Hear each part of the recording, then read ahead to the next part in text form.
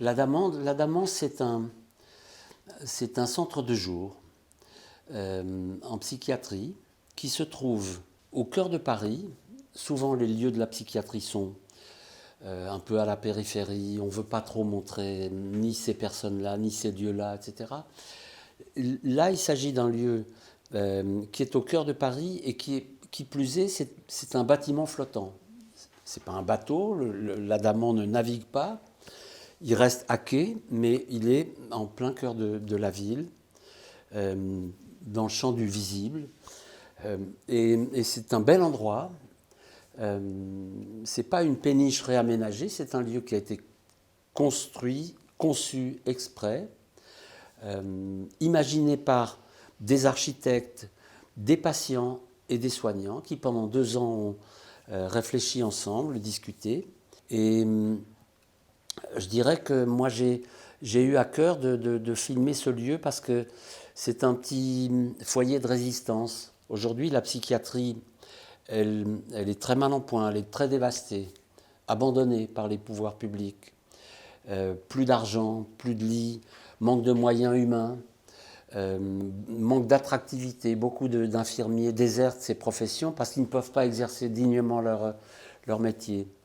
L'Adamant, ce n'est pas le seul endroit qui résiste, il y en a plein d'autres, mais l'Adamant est un lieu qui essaye de continuer, tant bien que mal, à faire une psychiatrie, à pratiquer une psychiatrie humaine, digne de ce nom, qui essaye d'être au plus près des uns et des autres, au plus près des patients, au plus près de chacun.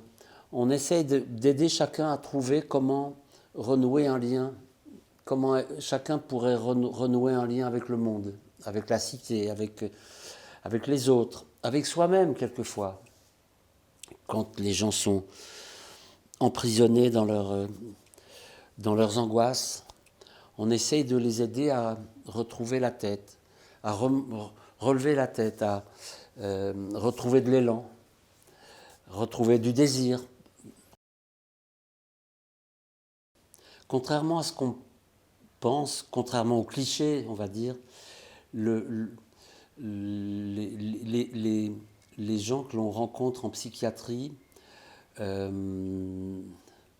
sont bien souvent des gens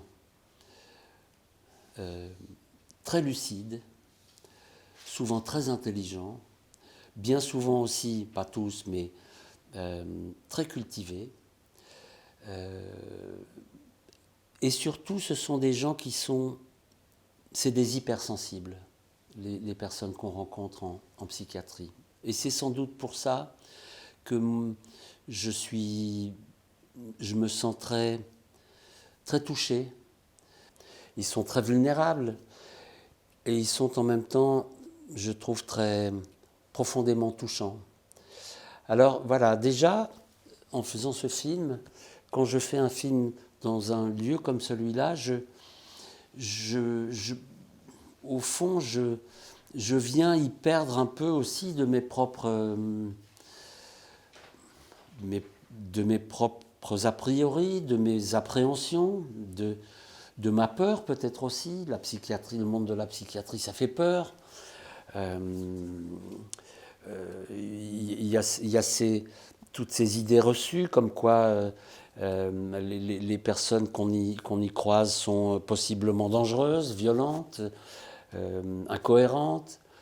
Et on se rend compte que il arrive qu'il y ait des gestes violents. C'est pas, il n'y a pas de risque zéro, mais l'immense majorité des gens qu'on rencontre en psychiatrie sont des gens fragiles, vulnérables, touchants et très pacifiques.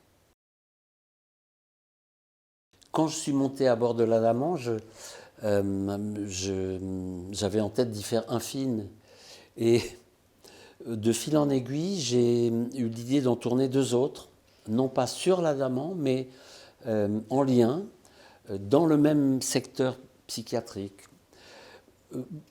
Au départ, certains patients qui fréquentaient l'Adamant étaient hospitalisés en banlieue parisienne, dans l'hôpital Esquirol. il venait de temps en temps sur l'Adamant, difficilement, parce que quitter l'hôpital, ça suppose il faut trouver l'énergie, traverser le parc de l'hôpital, aller jusqu'au métro, prendre les transports en commun. Bref, certains protagonistes, des gens que j'avais filmés, venaient un peu de temps en temps, et moi je voulais maintenir un lien avec ces gens-là, et donc j'ai commencé à aller leur rendre visite à l'hôpital. Et de fil en aiguille, j'ai eu envie de faire un deuxième film parallèle à l'Adamant, à l'hôpital. Et donc voilà, j'ai maintenant tourné un deuxième volet de ce qui sera un triptyque. Le film va s'appeler du nom des 2 unités hospitalières, intra-hospitalières où j'ai filmé, Averroès et Rosa Parks.